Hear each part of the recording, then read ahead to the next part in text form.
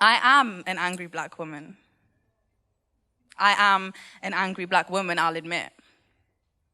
No, not because I choose to submit to the stereotypes you put over me, but because I'm conscious. And I don't believe you can really separate the two. To be conscious and not angry. After I withstand the demanding for pandering to your palate and handed my sentences to you gently, parceled in brown boxes marked fragile, held hostage the thoughts of my agile mind, feared being too hostile just to find you don't color anger with red, but black. I realized that when Jack got praised for being confident enough to raise issue with the ways in which we strategize management, for being a pioneer for change, for being so brave to challenge the way things are. But when I disagreed with part of your policy, you went and complained to HR, like I'm a troublemaker, rule breaker, mood shaker. No time for small talk about rugby, and no faker, a radical, ineffable, damnable, won't cater, can't shape you, or make me tractable. Trying to keep me captive in your manacles, constructed of tactical threats to keep me palatable, no stress. I'm thinking rational when I dress, too casual and my hair's so magical, it's distracting the workplace. You're saying it's impractical. This is targeted exclusion, hidden in illusions.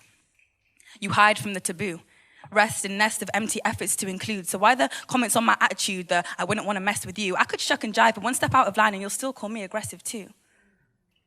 Maybe the EDI training ain't really doing much.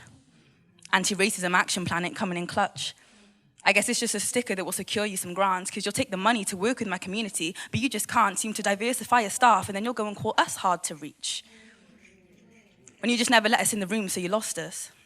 And we weren't going to relish in the scraps that you tossed us. A month for our history, a few black writers on your shelves, taking all our contributions and keeping it for yourself. Shall a black woman not be angry when the standard that's held is that our features can be pretty as long as they sell? That I should rip the edges from my head until my scalp bleeds and it drips down to my eyes and I can no longer see and it drips down to my mouth and then it reaches my feet and each inch of me is covered completely in blood. Will I be less of a threat if red to you means love? I used to avoid getting mad.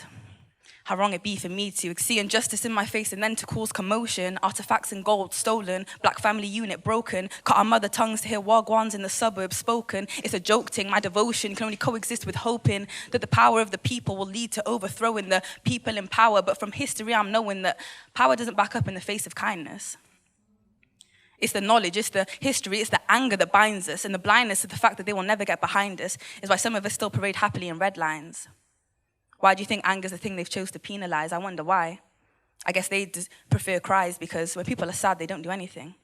But when we're angry, we bring about change. So I'll take that anger, take it to the stage and put it on the page in the syllables, the soliloquies, the messages I convey. And when you turn around and say my poetry is preachy, I'll tell you my poetry is to teach thee, white people, and reach we, my people. Let us speak, see. Why would I use my platform for anything other than the cause? To talk about trees, sky, sex, or tidal, sure. I can write the lines that will ensure the applause, but I'm not sure that's the path that my heart was made for. You might get bored with my anti-war and F the law discourse, so you might choose to ignore, but did I choose to endure the constant repercussions of societal flaws? I guess I've got a strong jaw, because I will talk and talk and talk and talk until I cannot talk no more. And you say you don't get involved, said you find it exhausting. So the problem remains unsolved. So when I can't talk, I'll sing. And when you rip apart the box and repurpose the fragile tape to cover my mouth, I will walk and walk and walk and walk until I pass out. I am an angry black woman. And not because I'm black, but because I'm conscious. Conscious of the fact I'm black and conscious of the world around me.